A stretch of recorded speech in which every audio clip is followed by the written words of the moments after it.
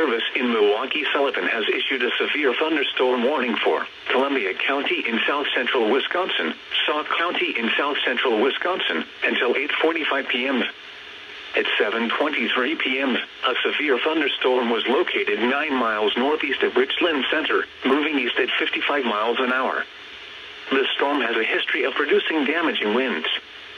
Seek shelter now. Hazard, 70 miles an hour wind gusts. Source, radar indicated.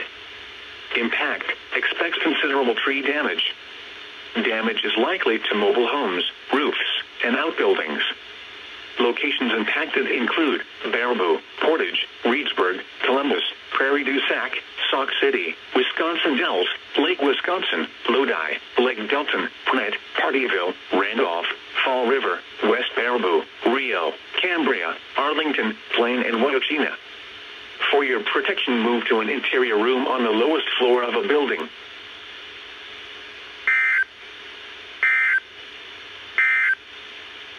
The National Weather Service in